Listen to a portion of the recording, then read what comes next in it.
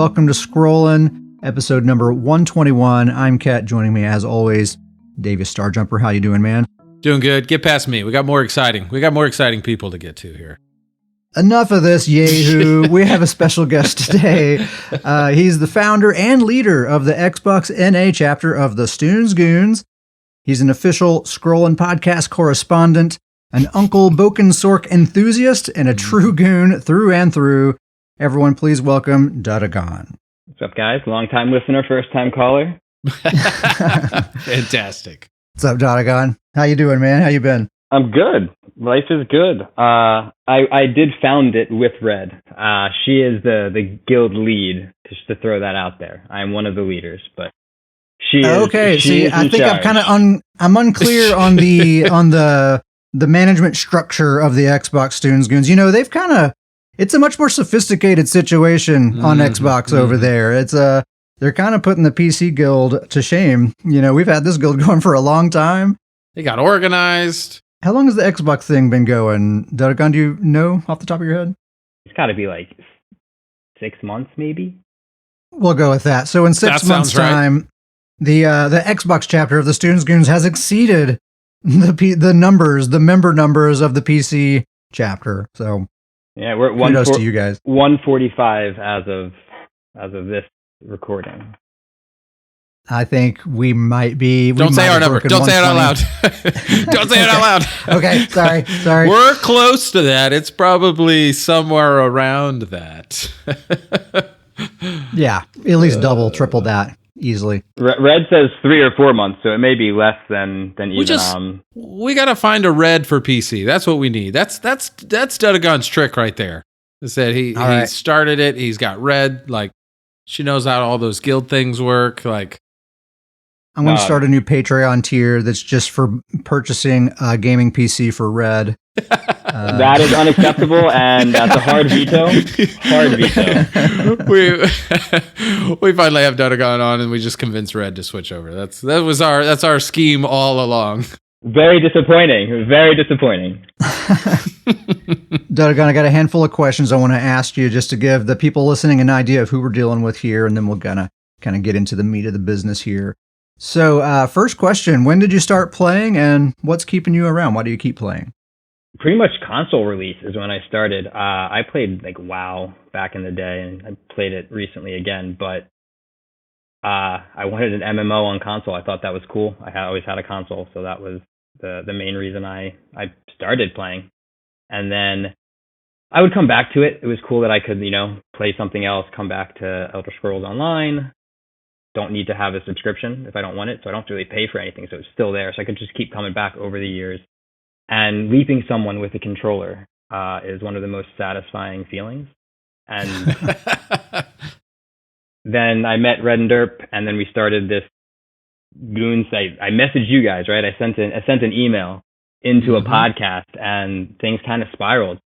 And that's kind of like I started because I like MMOs and wanted to play on console, and now it's just I gotta see my friends, gotta see the goons. Like there's always stuff going on. I usually will like message people beforehand and be like, hey, what's going on tonight? So I have something in mind because I don't have nearly as much time to play as I used to when I was younger. Got life stuff to do. So nice, man. Yeah, ESO is great. Is a great kind of home-based game that you can kind of dip in and out of here and there. You don't necessarily have to be playing every day. I think that's one of the things that keeps us around for so long too. Is it? Well, for sure. If I'm off work and I'm tired, I don't necessarily feel like getting my heart rate up or anything. I can still just log in and jump around on top of the observation rock and talk to people in Stormhaven or whatever. Not gonna lie, I log in to watch guild chat sometimes. Don't judge me, but it's just like, oh, dude, I got 10 minutes totally. And I'm just gonna see what's going on in guild chat before I got to go do something. It's pretty cool at this point. Oh yeah, there's lots of times I'll come home after work and I'll log in and I'm have every intention of playing some BGs or whatever, but I'll just end up just talking to people for like an hour and a half, and I look up and it's bedtime, and I didn't actually play at all. Happens a lot. All right, Duttagon, next question. So if you would just briefly tell us a little bit about your main character, and also if you have any alts, maybe tell us a little bit about those. Yeah, so I think I have one of every one, but a Necro, like max leveled and able to PvP, but I only have 3 going right now. My main is a DK, wearing Red Mountain front bar, Blood Spawn, Wretched Vitality back bar. I use Ice Staff back bar. Dual wield front bar. Got to use dual wield front bar because a DK has no execute, and I want that execute. So spin to win for sure. Nice. I have the Uncle Bokensork, which is just full of stealing kills. And people tell me I still steal kills all the time. I'm like, dude, no, I struggle with that phrase also, saying like kill stealing or stealing kills. I always fumble when I say those words back to back every time. I'm glad I'm not alone. Yeah, anyway, that was a struggle. Securing kills, yes. Securing derp and stuff. Thank you. Nice. Am I doing that? Am I taking kills that aren't necessarily mine? 1000%. And that's great. Your job, though. But I'm also doing enough damage to get, like, I'm killing people on my own without that and doing more. But yeah, I'm also stealing kills, and it's awesome, and people can cry about it. Yeah, you can't get mad at like a cat for using its claws. You know what I mean? Like a Sorc steals kills. That's what they're there for. That's their job. If they're not doing that, then you need to log in with your DK or whatever. That's why they're there. And if we're in a death match and you're on my team, you're welcome. Yeah, you're welcome. It's part of the team. Exactly. I get that a lot too when I'm on my Sorc or a Beamplar, and I'll have teammates even like get mad at me for stealing their kills. I'm like, dude, it's a team effort, homie. You're welcome. Yeah, I've got a longer story about that doesn't need to be repeated on the podcast, but yeah, some people are very get very upset. Nice. Well, thanks again for being here, Duttagon. Really appreciate it, man. And appreciate everything that you guys do over on Xbox, dude. I'm actually kind of jealous. I'm like, man, I should buy an Xbox just to go like have fun with these people. Seems like they're having a blast over there. The Guild Hall looks awesome. Who is it? Guild Hall's amazing. Yeah, it's Max, man. That's insane. He's also got an insane number of champion points, but that's a whole different story. Nice. All right. Well, let's move on and get into the subject matter here. So last week was the final week of the public test server for update 41, which is hitting next week on PC, a couple of weeks later for console. And it's very rare, but it does occasionally happen where there's a significant patch note in those week 5 patch notes. And as far as I'm concerned, this is the most significant thing of the whole PTS cycle here. So the one and only thing they did was they went ahead and did it. They adjusted the Torc of the Last Ayleid King, this new mythic. So that's the new one that it disables all of your set piece bonuses. And the original version on week 1, it gave you those 3 20% bonuses, right? Well, no longer does that. Now, a heads up, if you're reading the week 5 patch notes, they're actually not accurate. I think they printed maybe like an earlier version that they had at one point, but if you actually log into the PTS and look at this thing there, this is what it says. This is what it does. So it gives you 1,337 weapon and spell damage. It gives you 693 magicka and stamina recovery, and 8% damage mitigation. I've been, just kind of obsessively crunching the numbers with this thing and just kind of coming up with every imaginable scenario you might possibly use this thing for, all kinds of different builds. My conclusively is this thing is awesome. It's very, very good. And they really adjusted it even better than what I was suggesting on the last episode. This is way better than that. Better. Way better. I feel like that when you actually do a breakdown of what the final stats are on Betsy, it truly highlights just how, can we say overpowered? Can we go that overpowered this thing is? I'm looking at it. It's nuts. Those numbers are nuts. The numbers are nuts. I don't know if I would say overpowered though. It's close. It's hitting with it's flirting with overpowered. The thing, because of the penalty it gives you, I feel like it kind of does need to be borderline overpowered, That's true. So it's a difficult thing because it's such a severe penalty, and even with it being this powerful, we'll talk about here in just a little bit, there's lots and lots and lots of situations where you absolutely would not want to use it, even with it as it is right now. So there is room. They very well could nerf it and it would still be very good. But I hope they don't, because I think it, like I said, I think it does need to be very good for people to even consider using it at all. So just to kind of frame some of these numbers, I give a little perspective on them a little bit. 1337 weapon and spell damage. That's about the value of 2 entire 5-piece sets. If they were to give you nothing but weapon and spell damage, that's basically 2 full 5-piece sets right there. 693 Magicka and Stamina Recovery. That's as if you were wearing Wretched Vitality and the 2-piece Roxa monster set, both combined. Right? That's that amount of recovery. Are you sure it's not flirting with overpowered? No, I'm just kidding. Well, I feel like the thing that kind of does rein it in a little bit is that they lowered that damage mitigation way down to 8%. That's actually not a ton, you know? Yeah, that's not a lot. It's a reasonable amount. It's still a good amount. But yeah, a ton of weapon spell damage, a ton of Magicka and Stamina Recovery. That 8% damage mitigation falls just short of like what the Fortified Brass 5-piece set would give you. I think that's like around 9 to 10% mitigation total, what that gives you. But still, you know, it's like we have like 4 or 5-piece sets plus a monster set plus an arena weapon, you know, like that amount of value in this one thing. It's more mitigation than dual wield from Black Rose, yeah? Yeah. That's true. That gives you 6% mitigation, but it also gives you the damage. So yeah, 6% damage buff, 6% mitigation. So yeah, what you guys were alluding to, I kind of put together a little test build for Betsy just to see what the stats would look like. I'll tell you guys right now, this is going on Betsy right away as soon as I can get my hands on it. If it stays how it is. If it stays how it is. So, you know, I put a build together, I make some adjustments to get everything where I like it, and where the stats end up, 8,276 spell damage. I'm going to say that again, 8,276 spell damage. Dumb. That's starting with an 8. It starts with the number 8, and that's only self-buffed. That's not with any teammates giving me any extra stuff or whatever. Yeah. Wow. And that's with over 2,200 Stamina Recovery, over 1,600 Magicka Recovery. That's where I am right now on those stats.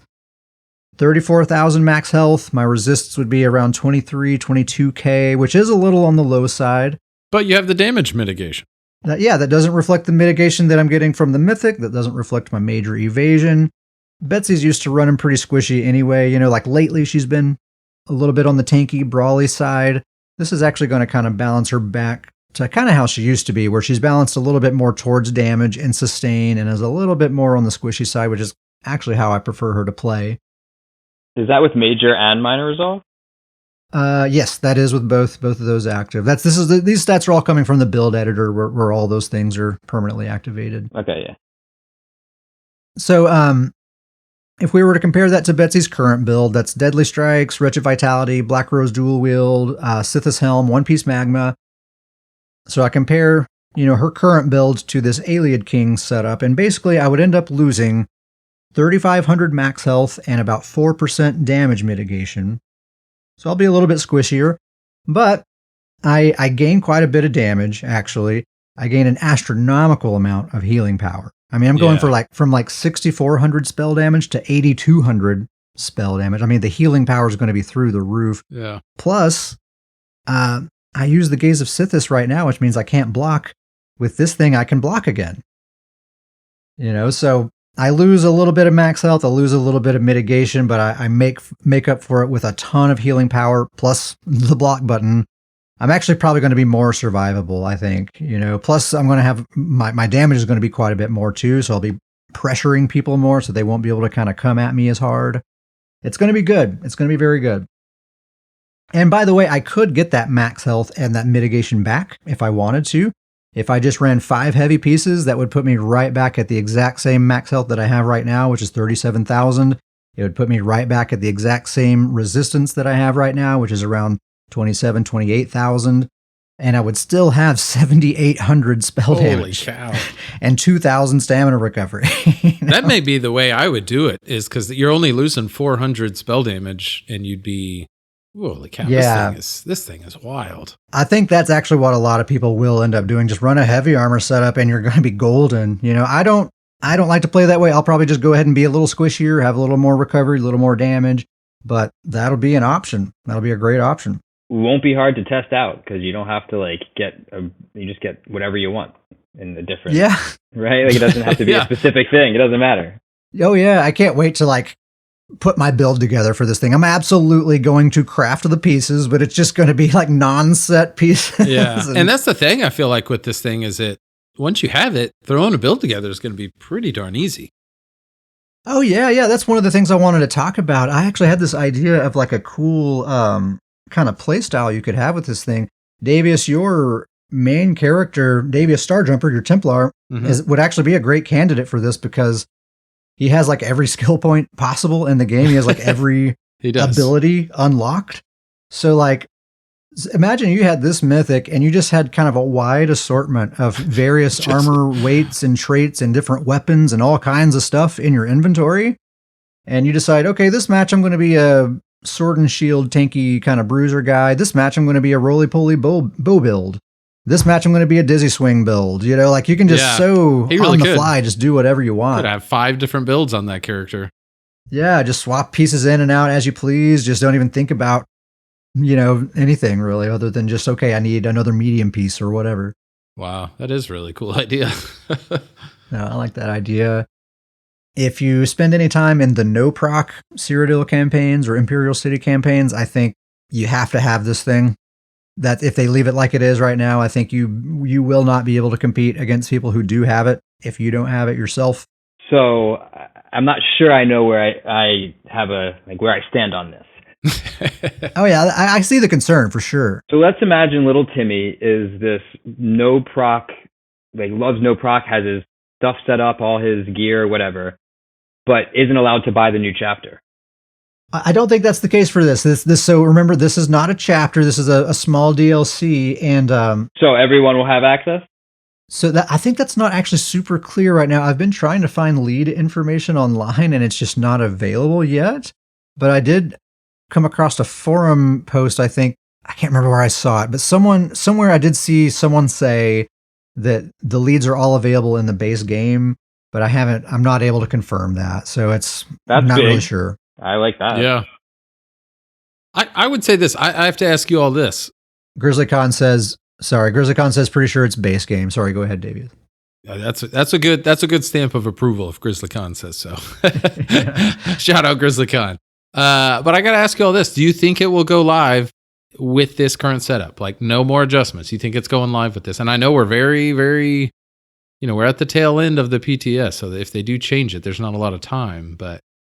Yeah, I do think so. And I think even if they do consider it to be a little overpowered, they've been known to do that. Like, yeah, let's let it be overpowered at first and then we'll nerf it later. Get some popularity to it. I don't know. Is there danger in making something so simplified that popular? And this is coming from just a rabid Oakensoul fan, so keep that in mind. But like, I don't know. Like, is there concern with nullifying the effect of sets? And that's kind of what the game's. It's kind of a big part of it. Yeah, there are concerns. There are definitely concerns. I've talked to lots of people that have that exact concern. Like, this is the end of theory crafting as we know it. Just throw the one piece on. But only if you want it to be. It's your choice. Yeah, only if you want it to be, and there definitely will be lots of situations where this is not applicable.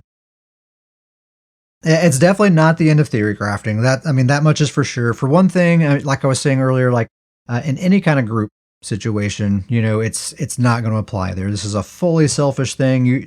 This is not going to give you any kind of synergy, give anything to your group whatsoever. If we're getting a pre-made together on a Friday night and we're queuing up for some sweaties and we know we're going to be going up against some other really good teams, this thing will be a detriment. You don't want anyone on your team with this thing, there. Any kind of bombing build, those all rely on very specific proc sets that you have to have. Sets like Plague Break, Dark Convergence, Rush of Agony. There's no substitute for those sets. If you want to use a build that utilizes those mechanics, those sets have to be involved.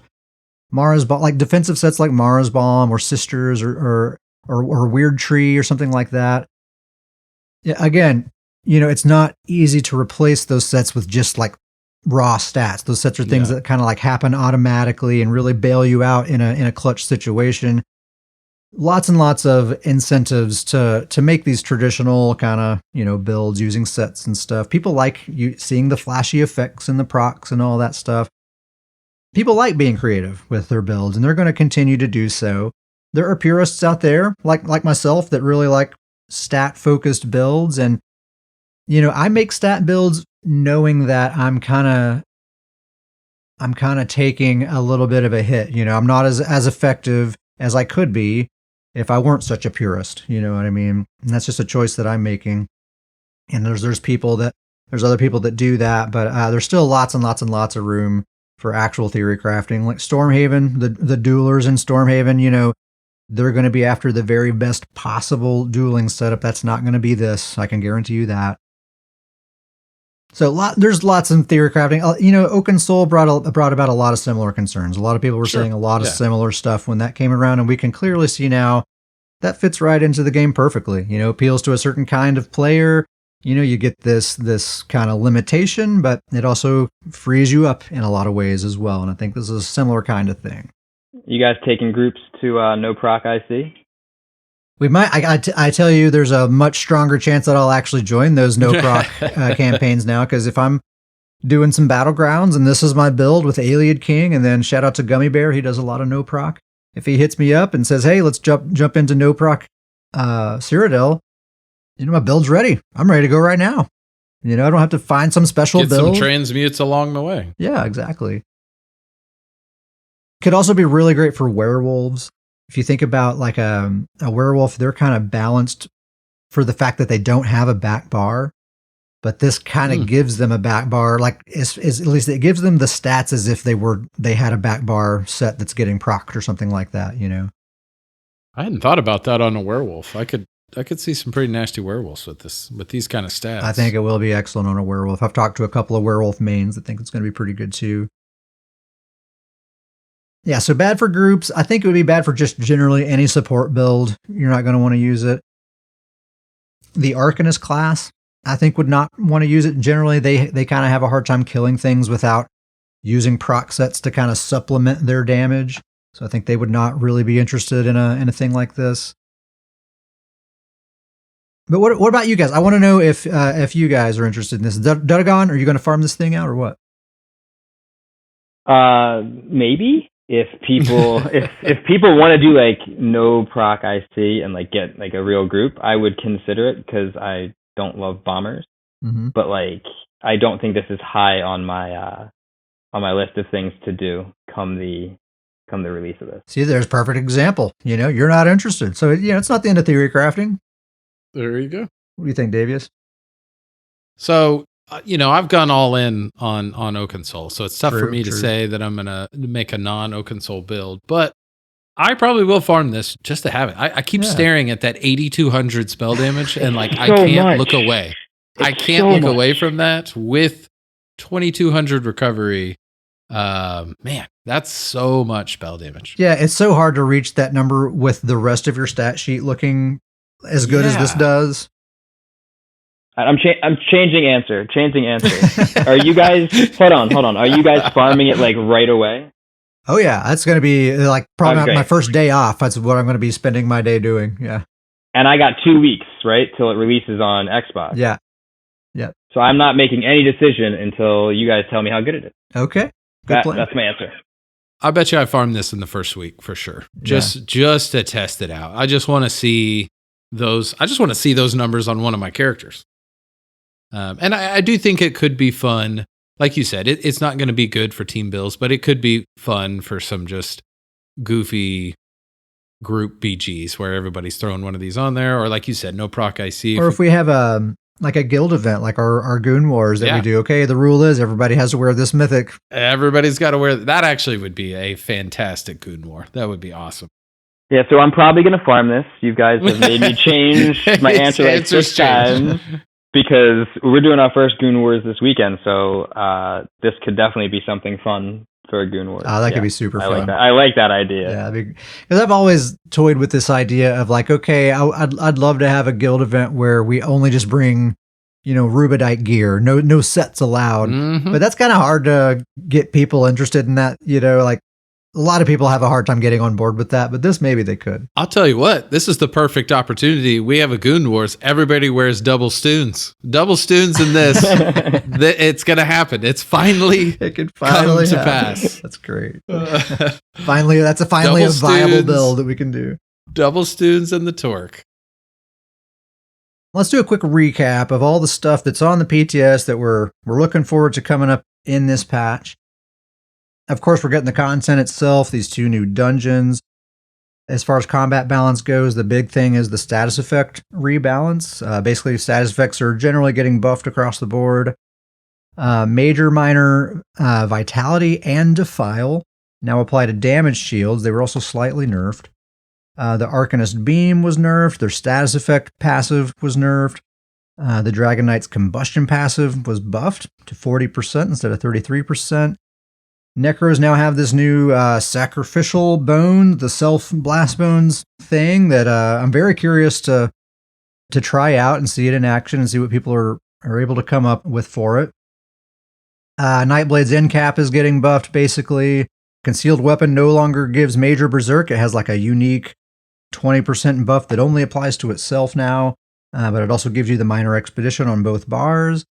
Siphoning strikes is getting reworked. I think it's being buffed. I've heard some Nightblade mains say they think it's getting nerfed, but honestly, I have a hard time thinking that you're not going to get more value out of this thing most of the time. I'm not a Nightblade main, I know, but scrollingpodcast@gmail.com. Tell me why I'm wrong. Tell us now. I mean, I understand that, some numbers are, lower perhaps, but I think it's just going to be so much easier to be benefiting from this thing most of the time than it was before. Yeah. Sorcerers, this is the Sorcerer patch, pretty much. We're going to be seeing a ton of Sorcerers. They're getting that new AoE burst heal that they've been asking for so long, but they're not actually going to use because their damage shield is being buffed by quite a bit. Getting that really awesome heal attached to it. One of the morphs of the mines now applies a damage shield to allies instead of damaging enemies. And then their expert summoner passive was changed so that it now gives you either max health or max stamina and magicka, depending on whether you have a pet active or not. Some really cool stuff for Sorcs. Yeah. Good time to be making a Sorc or to be making a build to counter Sorcs. I would be really Sorc should be in your mind somehow when you're preparing for the next patch. Inner Beast, the taunt is now a spammable as well as a taunt. It's pretty cool. Master's Dual Wield finally got its nerf. It scales with your stats like all the other proc sets. Really awesome. Executioner deals bleed damage. The Dual Wield Ultimate applies the hemorrhaging status every tick.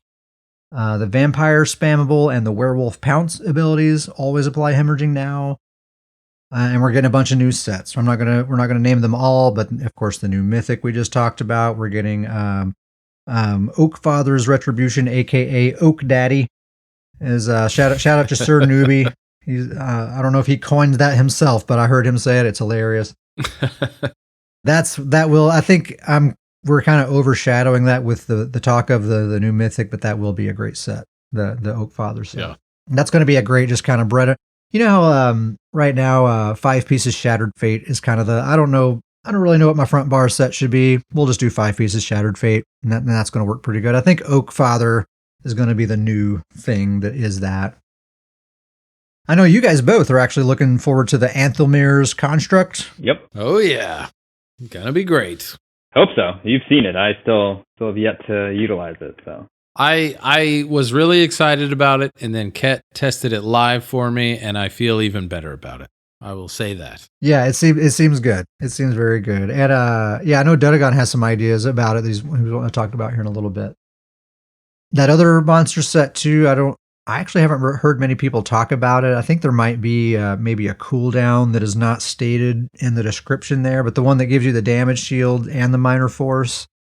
And a lot of people are really concerned that was going to be super overpowered at first, but I've heard the chatter around that die down quite a bit, which makes me think that testing has shown that it's really not all that big of a thing. Mm. And yeah, that's the recap. Anything I missed? No. I think that's it, but that's a lot of stuff. For a Q1 dungeon DLC, it's a pretty big one. Yeah. All right, what are we most looking forward to? Duttagon, what are you looking forward to? I'm going to shout out Derp on this one and ask Red to not throw up, but I'm excited to actually go into this new dungeon to get Anthel Mirrors. Like, I want to get it, but I don't PvE a lot, and I've never gone in and gotten, like, the new monster set, you know, without it getting on Golden first. So, like, I think it'll be cool. Feel like a super PvEer and hopefully blow some people up. We heard it here live. Duttagon PvE main. He's a dungeon runner. I teabag bosses. That's all I'm saying. That's funny. Star Jumper, what are you looking forward to, man? I'm gonna hit a quick 1, 2, 3. Not necessarily in this order, but the Master Dual Wield nerf, Anthemiel's construct, and then randomly I'm gonna throw this one in there. But the Executioner switch into bleed damage. I'm really pumped about that. I think there's going to be some cool theory crafting with that. Yeah, that is kind of a random one to pick, but you're right. That is an interesting new little option that's in there. It might be a secret kind of sleeper thing that picks up. You never know. For me, obviously. All right, you got to tell us yours. Oh, I mean, yeah. We don't even need to ask. We know. I mean, yeah, obviously the new Mythic. I'm just super psyched about that. I'm also just psyched about the. I feel like this is the first patch we've had in a long time that really is going to change some stuff about the meta and the landscape and the kinds of builds you're going to run into out there. It feels like it's actually finally going to give us a new, fresh situation to have fun in. I think we're going to see some build diversity. I think a lot of the changes that are happening are going to result in some unexpected things happening, like, Sorcs are getting buffed, so of course there's going to be a lot of Sorcs, but I think as a result, there's also going to be a lot of Wardens to counter the Sorcs. I think status effects are getting buffed so much, so we'll see a lot of those kinds of builds, but in response to that, we'll probably see a lot of Templars as well. I just feel like the things that are changing are kind of being nudged in such a way that's going to promote a lot of build diversity and a lot of different kind of class representation and that kind of stuff. I'm looking forward to just seeing what the landscape looks like. I guess that's the thing I'm looking forward to the most.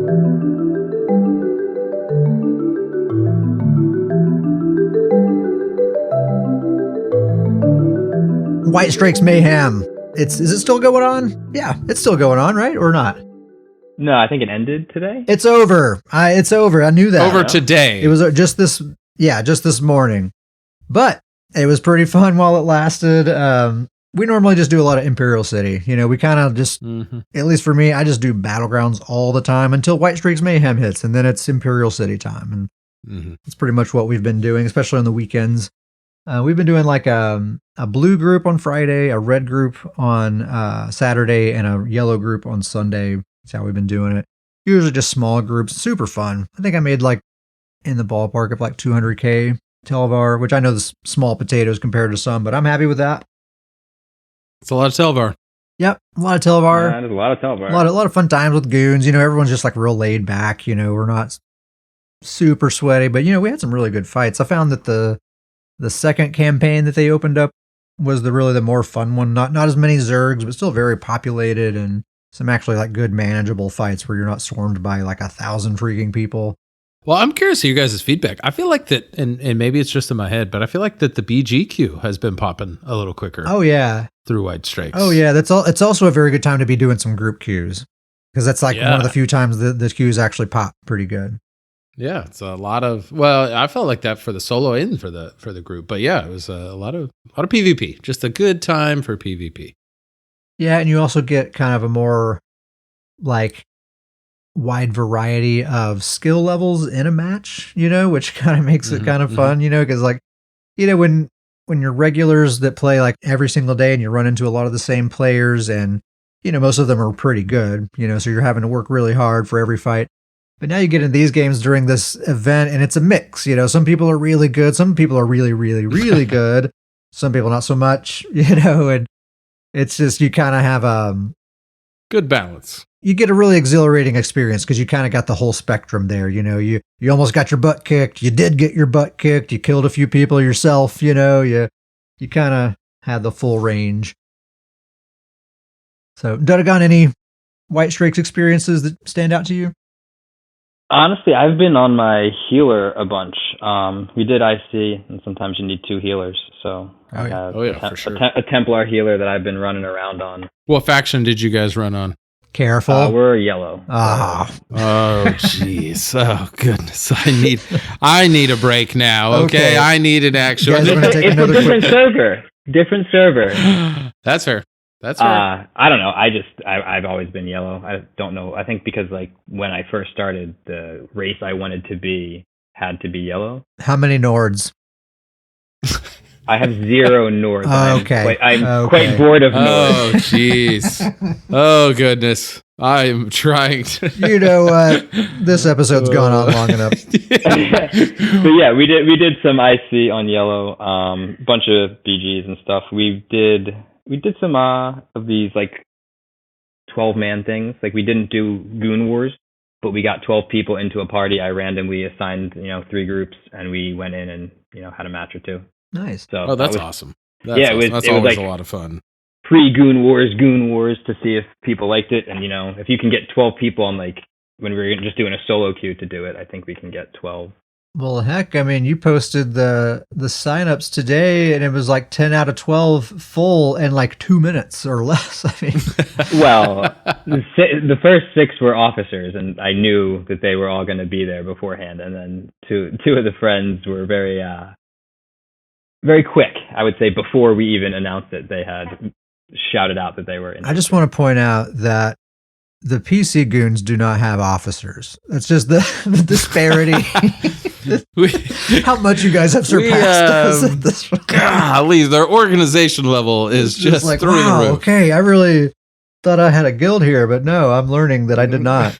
It makes it a lot easier to have people to talk to and hang out with about it, especially when stuff goes down. Like if there's actual drama or stuff, having a group of people to get kind of all sides and take some of the slack off everybody is quite nice. I do have a group of people that I like bounce ideas off of and like ask for feedback. I guess I don't really call them officers, but we could think of them that way. They don't really have any real authority, but it's like I've designated, I trust your opinions on things. What do you think about this idea? Well, as we grew, we realized we couldn't have everyone have invite privileges. Yeah. So that's the main difference. I see. From that like perspective, from like the whatever they're called. Permissions? There you go. Permissions, yeah. Kat, how's that red-headed monster PC fund going? Can we check in on that? We need a redhead monster over here. Well, let's talk about some builds. Duttagon, you're our guest, so I understand you have a melee Sorc that you kind of have partially thought out, and you want to talk that out a little bit here today. Is that right? Yeah, so I actually have it set up by using the armorer, which Xbox players do have. I made my new build to kind of get it going. But the idea is I want to hit you with Curse, or prop crystal weapon, hit you with Curse, Streak, and at this point, fully charged heavy attack into Spin to Win. So here's a question. How much does a regular spammable do in a regular PvP match on average, do you think? Oh, maybe 4,000 or 5,000? Yeah, so let's say it's 4K. Yeah. So if I'm able to get crystal weapon, Curse, a heavy attack with Ample Mirrors, right? Mm-hmm. And Spin to Win to go at the same time, it's like 20K. It could be some really good burst. Yeah. And then if you add Shriek plus the enchant, so it's like 24K minimum with no crits. And then if you hit Crystal Weapon, Curse, Meteor, Streak, heavy attack, Spin to Win, you're adding another meteor, like another big thing in there. I just don't know if when you Streak, can I get that heavy attack off before that person is gone? I think you should do the heavy attack before the streak, because then with that Anthem Mirror, that streak's going to immediately pick up that axe for you. Right, but my thought is I'm using dual wield, right? So I'm going to not be able to hit them. Oh, gotcha. Uncle Sam says unlikely. Right. Yeah, I think there's a good chance they're going to end up dodging out of that. Because when you break a stun, pretty much everyone breaks and dodges like simultaneously, you know? Mm-hmm. So I think you might miss a lot of the time. So how are you saying you're thinking to go, when you use Anthem Mirrors, you'll use a ranged weapon and streak through?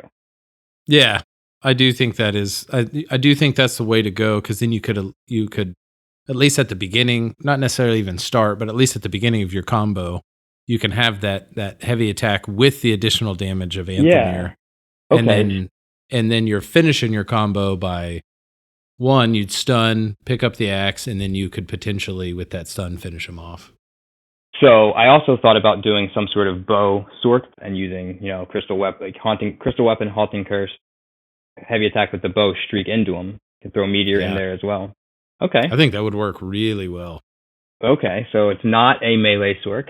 I'll throw this out there too. Another thing that has really appealed to me, and as a mainly Oaken Soul player, like I probably won't go down this route, but I definitely think it's worth looking into, is if you do want to go Anthelmere with a melee build, I would do the Vadishran two-hander. 100%. Because no way that doesn't go on the back bar. Absolutely. yeah, that's going to be a stacked burst on top of the heavy attack, on top of the Anthelmere, and that's going to be a really heavy amount of burst all at once. Could also put Ashen Grip on there.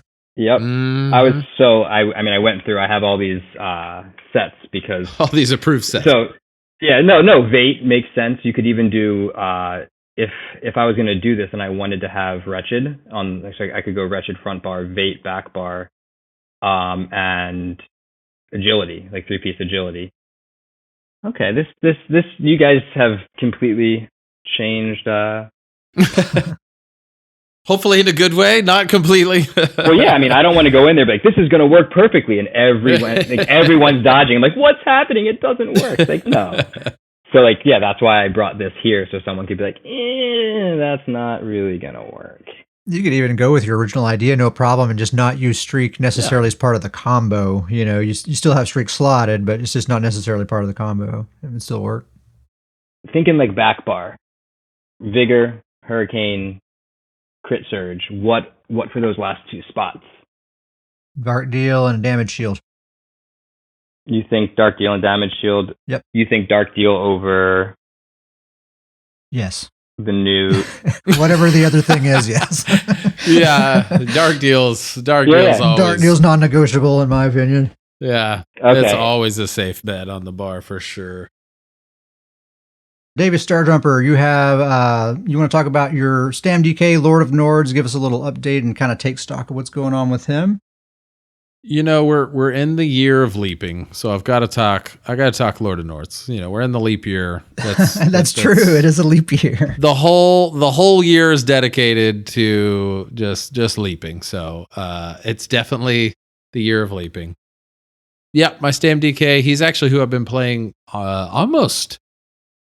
almost exclusively, I would say, in BGs here recently. Just mainly, this is my main, so I want to make sure I'm really comfortable, kind of getting a good feel for him going into the new update, and kind of making sure that just to test things out, see how he's going to do. I will say, just to start off, I'm a little worried about him. I've said this before.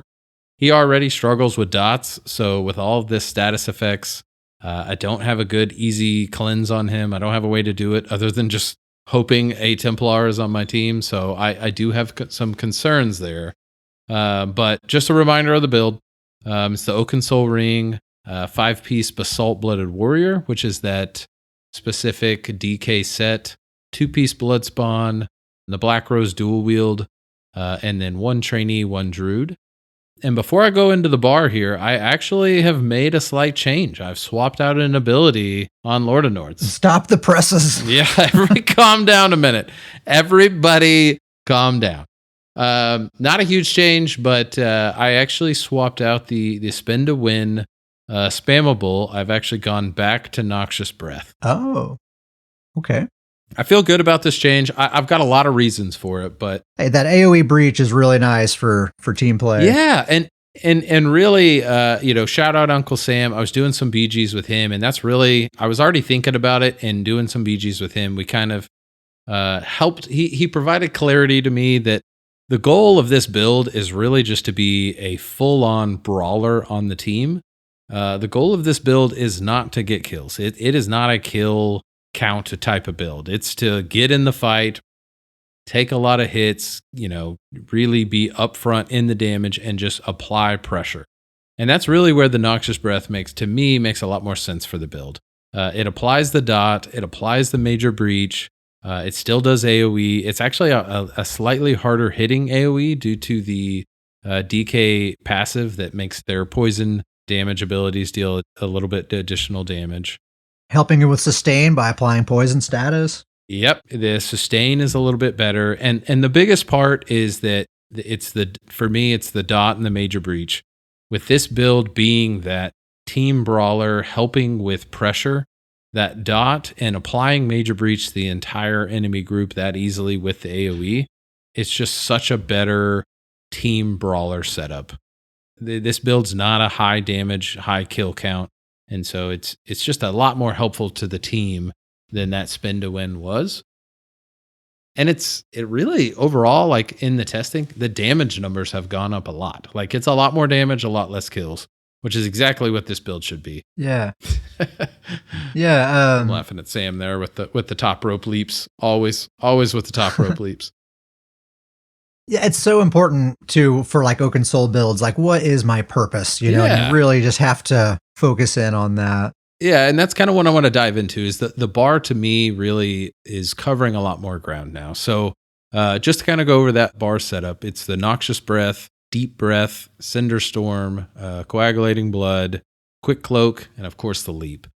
And just to kind of dive in those a little bit more, like the spammable Noxious Breath, it's AoE damage. I'm throwing out a lot of damage. It's putting a dot on there for more pressure. It's applying Major Breach to all the enemies. So it's covering a lot of ground for me with just one ability, which, as you just said, that's important for an Oaken Soul build. Like you need to get multiple purposes out of each kind of ability slot that you have. And then going on to the Deep Breath, like that's the delayed burst. It's that additional timed burst that you can time with other abilities. But the other side of that Deep Breath is that it's a really good additional heal. You heal for I don't remember exactly off the top of my head, but it's a high percentage of the damage back. Like it's over 100% damage comes back as a heal. Mm-hmm. And then going into the Cinder Storm, very powerful hot. It actually allows me to throw a hot on teammates. This is not a huge like heal build, but it is nice to be able to at least have something to throw on teammates to help out a little bit. Yeah, and that hot is no joke, too. Yeah, it's a very strong Plus, hot. it's a really strong snare, so it's kind of keeping them in this little safety bubble in a way. Yep, exactly that. So that's kind of the next thing. It's really strong hot, 70% speed reduction, and this is the key piece. This is the ability that procs the Basalt Warrior set. So it's covering a lot of ground. Coagulating Blood. Insanely strong heal. Just insanely strong. Actually, Uncle Sam in chat, he made a great point. The Cinder Storm also providing minor brutality to the build, so increasing overall damage. Giving that minor brutality to your team, not just you. Yeah, that's true. And that Cinder Storm, I have the infused. One of the jewelry pieces is infused with the cost reduction, so it's basically just a free ability. If you ever see me running on this build, I am just constantly spamming Cinder Storm everywhere I'm running. It is just on the ground everywhere I go. That's a great habit to have, honestly. Yeah. And then lastly, the Quick Cloak that finishes out the bar. We've talked about this ability, how much we both love this ability. Major Evasion, Major Expedition. It's an AoE pulse, and it's proccing the Black Rose. They're just getting so much out of that ability. Keeping your glyphs procced on cooldown. Absolutely. And so it's really a slight change to the build with the Noxious Breath, but it kind of fully brought the build together. Every single ability on that bar is accomplishing multiple things for the build, kind of juggling different things that the build needs, and then finishing it out. You got to have the Leap. I definitely get multi-use out of the Leap. It's a high damage. It can be the Execute. But it's just as much as an offensive ability. It's just as much that as a defensive ability. It truly is the reset button. If a fight's going south, you throw the Leap out there. It's a full reset button. You're getting resources back. You're getting sustain. You've thrown out damage. You've stunned you've stunned whoever you're fighting, and you just kind of start over. Keep going. And with this build, with the Oaken Soul and the Basalt Blooded Warrior, you're getting the Leap very, very often. I think me and you have talked, but this build averages getting a Leap about every 20 seconds. So it goes. It can't be overstated how key the Leap is to the success of the build. Yeah, I mean, it really is. It's the whole purpose of it. It's everything. But yes, I just love the build. I mean, like I said, I've been playing on it a lot lately, but I've just every time this is my version of your old Betsy. Every time I'm on the build, fall more in love with it. And it's a true, I was talking in chat the other day, but it's a true DK build in the sense that like the best way for this build to survive is just to continue to fight. Keep fighting. The second this build retreats or backs up or tries to get better position, like wrong move. That's where it gets exposed. The most powerful, the most tanky it ever is if it just continues to stay in the fight. Just keep fighting, stay on offense. DKs run towards the danger. Yes, exactly. Exactly. And so, yeah, just loving the build. Like I said, with its current setup, I was thinking about this. I don't know if I'll ever change this build. It's just perfect. It's the perfect just leap, Lord of Leap and Lord of Nords. And we're in the leap year. It would be very, very difficult for me to change the setup on this build. We'll just have to see. We'll have to see how it does without that cleanse, but it's in a really, really good spot right now. I think it'll be okay, honestly. It'll be fine. As long as I got the leap, we'll be good. Well, I'll finish this out here. I have a build to talk about, which is Butch Mahoney. He's my other Templar, my range Templar. He's also an Orc. And I've settled on him once and for all. I think he is finally just a ranged Templar. I have old Betsy. She's my main. She's a kind of your classic melee, jab spamming Templar.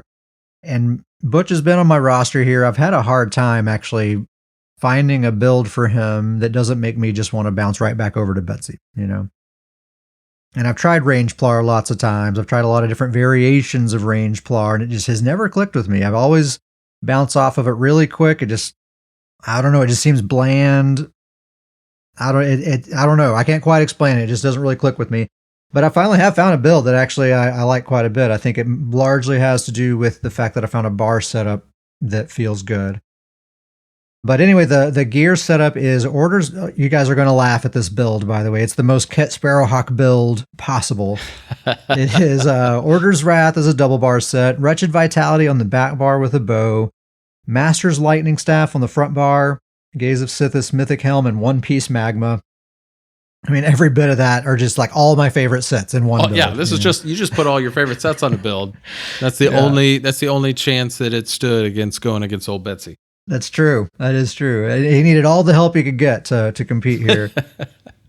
So the offense, the combo, it's very basic. You start on the back bar and you open up with Degeneration to get your weapon and spell damage buff, and then swap to the front bar and hit them with Lightning Reach, which activates your Master Staff, and do 3 Force Pulses. And that's basically your combo. Lightning Reach, 3 Force Pulses. Lightning Reach, 3 Force Pulses. Because your Master Staff only lasts 4 seconds, so that's enough time to cast Force Pulse 3 times, and then you got to reactivate that staff. So you basically just keep doing that until they get low on health, and then you drop a meteor on their head, you stun them with the unblockable javelin, and you beam them to death. And they're just a pile of dust on the ground at that point. If you don't have the meteor, that's actually optional. You can just keep spamming, you keep doing your Lightning Reach Force Pulses until they're fairly low, and then just javelin beam. It works quite a bit, actually, even without the ultimate. I think you want to have 3 Bloodthirsty Jewelry, since it is such a, I don't even really know if you can call it a combo. You're just kind of putting 2 dots on them and spamming a spammable is basically all you're doing. So the Bloodthirsty helps because as soon as you kind of start eating into that health bar, then it just starts ramping up even more and more and more, and then you stick that beam on them, and that's the end of it.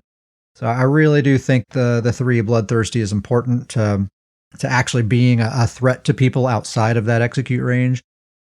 I like the cleanse as opposed to the bubble. It really is a personal preference, but I have the cleanse slotted. I also have Vigor, Honor the Dead. The class armor buff, the rune gives you a really strong heal, plus the class healing ultimate. So very supportive, very difficult to kill, just even selfishly. He's a very robust dude. Plus the fact that he's playing from long range, he's kind of at a safe distance. He really very rarely dies. And he perfectly exemplifies what I'm always saying is the strength of the Templar class. He's basically just a ranged version of Betsy. He's super flexible, super adaptable to whoever he's playing with. If we're on a team that already has a lot of support, sweet, I'm going to let them do support, and I'm just going to be snatching up all the kills. If we are on a team that needs some support, I can slip into that role too, especially since he's a Magicka build. Betsy's a stamina build, so he's even more effective when that is needed. That's what I love about Templar is it doesn't matter what team you give me. I'm going to kicking and screaming, drag them across the finish line. He's great at that. He's really, really good at that. I probably will put the Torc of the Ayleid King on him. Very likely. Geez, here we go. Just every build, it's going on. Yeah. I think it's just going to be really good on Templar in particular. Templars work really well as stat builds. They're one of the classes I think that work particularly well with stat builds, so it's going to be good for him, I think. And then just speaking of that really quick, I'll make this short, but I do want to very briefly talk about Betsy because she probably is about to get this Torc of the Last Ayleid King, and that probably will be her build going forward. And she's had a long journey, old Betsy has. I created this character during the Somerset patch. Old Betsy. And bit by bit by bit by bit, I've tweaked this character. I've found bits and pieces of this build to just kind of continue making her a little more perfect, a little more perfect, a little more perfect, until we're where we're at right now, which is an amazing build. Couldn't ask for anything better. But this might be the last time we talk about this build on the show. It's going to be set. Yeah, 8,200 weapon damage. My goodness. How can I give that up? So I feel like while this still is her build, we need to talk about it one last time. That's fair. And we'll make it short though. So her build is, I mentioned it earlier, it's Deadly Strikes as a double bar set, Wretched Vitality on the back bar with a bow, Black Rose Dual Wield on the front bar, Gaze of Sithis Mythic Helm, and One Piece Magma Incarnate.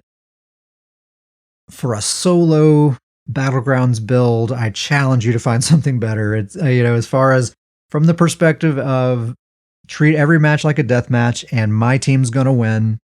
That's what Betsy does. Day in, day out, she puts in the work, she gets it done. It's the stack, the offenses, it's those stacking AoE pulses. So it's the Solar Barrage, Deadly Cloak from the dual wield skill line. The Crescent Sweep ultimate leaves that lingering AoE pulse, and you have jabs. So it's just a lot of AoE. We talked about this, I think, on the last episode. It's nice because it's all, you don't require a target to cast any of those things. None of that stuff can be dodged. None of it can be cleansed. If you're standing near someone, they're taking that damage. So you just kind of activate all these things and run in there, and there's really not a lot anyone can do about it. And it's very, very effective. It's great for brawling. Like if there's a kind of a big dog pile fight, you can just kind of activate all this stuff, jump into the pile. Since you're a Templar, we have all these heals, and this build is very survivable anyway. You can just kind of go ham, honestly. And because it's all this AoE, you're kind of hitting everyone at all the time. And then you just kind of naturally notice who's losing the most health. And without really even consciously thinking about it, you just sort of zero in on the squishy target and you find them, and you take them out. Or you're helping your teammates find those targets. It's great for that. And basically the same exact defensive bar that Butch, my range plar that I just talked about, has. He has the Cleansing Circle, Vigor, Honor the Dead, the Rune, the Class Healing Ultimate. They basically have identical back bars. Very nice. Anyway, that's Betsy. Probably, very likely the last time we'll talk about this amazing build that it's taken me years and years and years to refine and to perfection.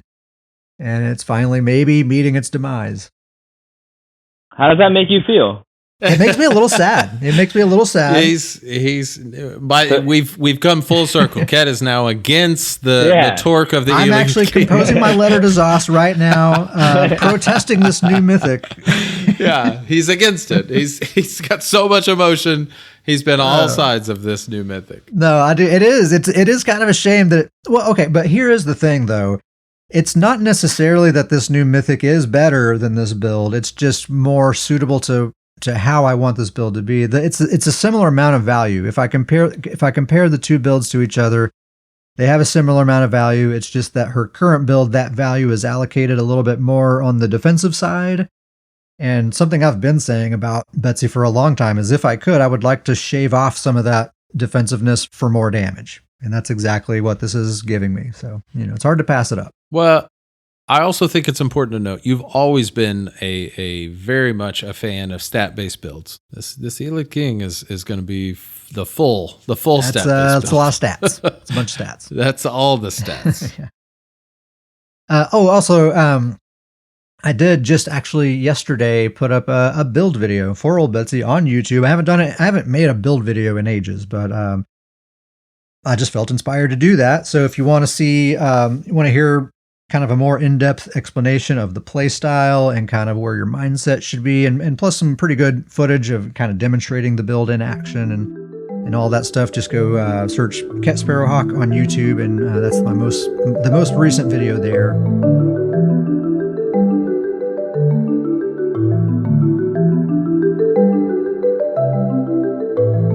Scrolling podcast at gmail.com. That is our email address. Please send us your emails. It can be Elder Scrolls Online related or not. You can make a suggestion for the show, ask us a question, say hello, shout out to a friend, anything you like. Scrollingpodcast at gmail.com. We'd love to hear from you. Every episode, Davius is going to choose his favorite email, and we're going to give him some gold. If they're on the PCNA server, that amount is going to be 100K. If they're on Xbox, Duttagon, is there like a direct transfer rate there, or is it just however much you can come up with, or what? I have no answer to any of those questions. Sometimes the winner is Xbox Perfect. people, and I send them over to the Xbox guild leaders. Like, I don't know, tell them you won, and they'll give you some gold. We give them something. It's usually just whatever we. Red says normally 100K. Okay. There we go. 100K is great. 100K. So you're matching the PC prize this week. That's fancy. We only have a presence on PC and Xbox NA, so if you're on any other platforms, you get nothing. But we appreciate you writing in anyway. The first email comes from Manny. Manny says, "Hi, my name is Manny, and I'm interested in joining your Discord server. I love your podcast and learning about ESO builds. Thanks, Manny." Thanks, Manny. Wonderful. Just short and sweet. Thanks for writing. Thanks, and Manny is in the Discord, Nice. so it's all been done. Next email, of course, it's time for the weekly Chumpy email. Chumpy writes, he says, "Okay, so I was going back and listening to some previous episodes, and I really enjoyed the Wanna Buy My Dog episode structure. Maybe I haven't heard a BG report before, but it felt cool getting another perspective. Love the rating system. Anywho, question for you guys." He says, "I don't know what you guys look like, but I want to picture something. And I thought of this and it cracked me up. If you each were to describe the other using a race in Tamriel solely based on physical attributes, what would the other be?" So to avoid an HR discrimination situation, I'm going to alter the request here, and we're just going to maybe describe ourselves or just associate ourselves with a race in the game. Davis, we don't even have to ask. You know it, going Nord. Now, I will admit, I'm on the shorter side than most Nords. But other than that, yeah, we're going to go full Nord. Got the beard and everything, so. GrizzlyCon says Davius is a wood elf in all caps. It's funny because of how not true it is. How dare you, Grizz? Duttagon, what race are you in? So I'm going to stick with my original answer because I saw the original question and you guys have no idea what I look like, so you're not going to be able to describe me. Right. So I'm just going to throw out there that I'm a sexy Argonian and we're going to move on. Okay. Hey, that's perfect. That is perfect. We need to get some sunscreen on you, Duttagon. I feel like both in physical attributes and in like my personality, I would be a wood elf. I think would be the most fitting for me. I will vouch for you on that. At the risk of the HR risk, I can vouch for you. Yeah. So Chumpy says, "Loving the pod still. Keep up the awesome community and work, guys." Thank you, Chumpy. Great to hear from you again, man. Last email comes from Windsor. This was actually a comment on YouTube. We put the podcast on YouTube now. So this is from there. He says, "Just came across your channel and podcast. Awesome stuff. Would be great to get a link for the Discord. I play PlayStation NA, which makes me sad now. But really like the builds and discussions you have. Only been playing PvP religiously for a couple of months and I'm just addicted now. Always thinking about builds and ideas at work. Would be great to talk to others about it and get into the community. Appreciate it and keep it up. Thanks, Windsor. Yeah, man. And Windsor's in there. So we have some PlayStation representation now. Yeah. It's nice. We don't have a lot of PlayStation representation. This is how it starts. So. Yet. Yeah. It all begins. This is how it starts right here. I mean, he heard how we started today. It just doesn't take much. No. There we go. It just takes passion. Yeah, so you found the right place. You like to talk about build ideas and that kind of stuff. I mean, that's what we do here. Yeah, thanks for writing Windsor. Davies, you got to pick a favorite. Which one? All right. So I've got some theory crafting here. I believe Chumpy was our winner last week, if I remember correctly. I believe so. Or 2 weeks ago. I'm sorry. It's accurate. Last episode. And Windsor, I apologize. You're on PlayStation. We've got no way to get you anything. No way. Can't do it. So we're gonna go Manny. Very, very cheerful Manny. Manny? Very kind, short and sweet email. So we're gonna go Manny. All right. Manny, we got you covered. Reach out to you. I mean, I can't remember the platform that they're on, but I will figure it out and we'll get you that gold Manny. Scrollingpodcast@gmail.com. That's our email address. Please send us emails. We'd love to hear from you. I got a food question for you guys. Oh, okay. That's right. What is it? This is big. So I'm from Philly. I want your cheesesteak order. The menu is in Discord. I've posted 2 pictures of your cheese options and topping options. Man, this is intense. So you pick one from each section? No, you can pick, you can do whatever you want. As much of what you want. You can get extra onions, extra fried onions if you want. Keep in mind, fried onions are just onions that have been cooked for a while on the grill. Sure. Kat, you going first? You want me to go? I can go first. I don't know if I'm going to go through and choose each individual ingredient. You know what I typically do with something like this? It's like an iconic meal or an iconic dish. Is I just say, give me your house special. Like the way you make it. Give it to me just like that. Whatever's in there, I'm going to eat it. So I'm probably not going to special order that kind of thing most of the time. I will say I'm not a mushroom fan. Me either. No mushrooms for me. Definitely not ketchup. Definitely, I don't like mayonnaise either. But all the rest of that stuff looks great to me. I think the onions, the peppers, the cheese, all that. I think I'm going to try to pizzafy this thing just by looking at the menu. I'm going to add pepperonis and I'm going to do marinara sauce. Ooh, yeah. Wild. That's wild. Yeah. Pizza and then I think I'm going to do the provolone. Yeah, I would do maybe a sharp provolone. Mm-hmm. I don't think extra. A lot of places will do mozz. They will do mozz for. This place doesn't, but for a pizza steak they will. A lot of places. Yeah, I think that's the way I would go. Gosh, now I'm hungry, Duttagon. Why is Cheese Whiz an option here?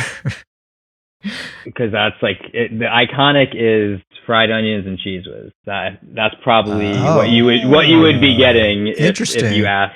Okay. Yo, that's your order, Kat. You're getting the Cheese Whiz. Okay. You're asking about learning. it. That's the I'm one being you're educated today. That's the one you're getting. And there's also certain places, if you walked in and said, give me the way you want it, they would look and say next. Oh, really? Yeah. I've had some interesting experiences and I've had some interesting experiences in this place even, but yeah, it's pretty fun. I experienced something like that. And this is off topic, but I visited Manhattan one time and I went to a pizza place there. And it was like that. Like if you hesitate for a moment when it's your time to order, it's next in line. they just freaking skip you. I mean, that's just straight up. That's just straight up Seinfeld episode right there. Yeah, it really is. Well, that's the problem. So I did that. That's my story. There was someone kind of in front of me in line, and he wasn't ordering. So the waitress kind of looked at me. I was like, "I'll have this," and he looked at me and said, "It's my turn." The waitress was like, "Not anymore." We don't have time. Yeah, you can be after this guy. But you clearly weren't ready. Yeah, we gotta get the line moving, buddy. Come on. Gotta get going. So we have a guild, Duttagon. Since you're one of the guild leaders on the Xbox platform, and you're representing that group of people here today. I thought maybe you could do the honors and do the guild plug today. What do you think? Yeah, man, cool beans. So, Students Goons, we're literally the best PvP guild in the game, and they just so happen to be the best named guild on the PC NA and Xbox NA servers. Maybe PlayStation North America Windsor, cough, cough. We're also the official guild of the Scrollin' Podcast. To join the Discord, scrollinpodcast@gmail.com. If your guild list is full, doesn't matter. If you're on PlayStation, doesn't matter. Join the Discord. Everyone on the Discord is a fully fledged goon. Once again, scrollinpodcast@gmail.com. Nailed it. Beautifully done. Wow, fantastic. That was unbelievable. That was nice. I'm just going to save that portion of the audio, and we're just going to insert that into every episode from now on as the guild plug. You got to soundbite that thing right there. Yeah, that was beautiful. Nice job, man. Thank you. And I second that. No matter what platform you play on, the Discord is the true home of the guild. In-game membership is encouraged, but not required. If you would like to support the show, there's a few easy ways you can do that. One real easy way is open up the Apple Podcast app and give us a star rating and especially a written review. It helps us out quite a bit, makes it easy for people to find our show. If you want to go a step further than that, you can go to patreon.com/scrollinpodcast and sign up to receive a number of benefits, one of which is the Booncast, which is a solo, shorter episode solo podcast that I do on the off weeks, so you get a little something every week. If you're a member of the guilds on Xbox or PCNA, you can just drop stuff in the guild bank. That helps quite a bit, just like crafting materials or even style pages, things that you think we might be able to sell for gold, potions.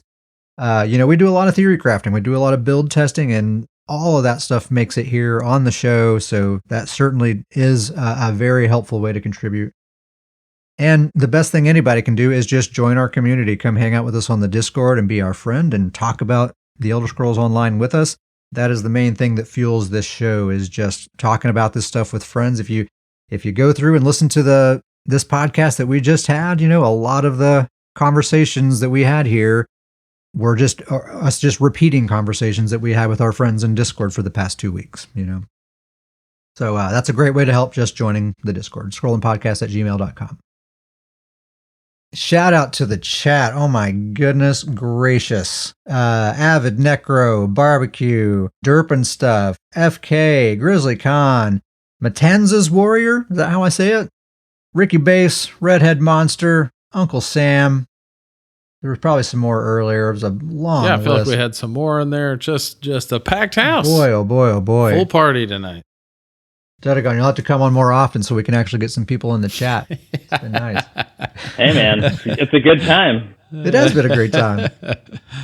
It has been. Another shout out to Uncle Sam, Sir Newbie, Garion, Maddie Quinn, Shoddy Magician, Ricky Bass, Outlaw Red. I'm probably missing some people, but we've all just kind of been playing a lot here lately, doing a lot of BGs, a lot of Imperial City. Oh, FK, he's been in there a lot lately too. Yeah, thank you guys. Thanks for just hanging out. It's been fun. Shout out to the Elder Goons, the OGs, the people that have been around a long time. Thank you guys for just sticking around and being a part of this community, being the foundation of the community. Really appreciate you guys. And shout out to our ever-growing list of our Stoons Boon recipients, our Patreon supporters, Porkbody, Toadster, Gummy Bear, Grizzly Khan, Thomas, Taggart, Mother of Dragons, Sudica, Jim, Maxwell, Derpenstuff, Duttagon, Brewerman, Brock. We've gotten 2 new ones since last time, Redhead Monster and Chumpy. Awesome. Xbox, bringing it. Thank you so much, guys. You can't tell you how much that we appreciate it, and it really does help. I hope you've noticed the YouTube channel. There's been a lot more activity on there lately. That's a direct result of the support. So thank you very much. You're welcome. Yeah, thank you. Yeah, if you didn't notice, Duttagon's name was in that list there. Davis, anything else before we sign off, man? Just one last shout out for the chat, and one huge thank you, Duttagon. It has been awesome, man. It's been so much fun having you on, and just what you've done on Xbox and what you guys have built there is just, it's fantastic. Like, it's really, really cool to see what you guys have done. Yeah, man, for sure. Duttagon, thank you again very much for being here, man. Anything else you want to say before we sign off here? Yeah, quick announcement for the Xbox goons. I put it into the Discord, but we're having our first Goon Wars this Saturday. So yes, I mean, nice. we're getting close to full already, so it should be a good time, and we're super excited. I'm pumped. I'm going to be there as a spectator, most certainly. Yeah, we'll stream them. I don't know if you guys can watch them without an Xbox account, but they will be streamed to be watched, all the matches. So we'll see what we can do. We'll at least hang out and just have fun anyway. Yeah. Awesome. Well, thanks again for being here, man. We'll have to do this again sometime. It's been really fun. And thanks everyone for listening, and we'll see you next time.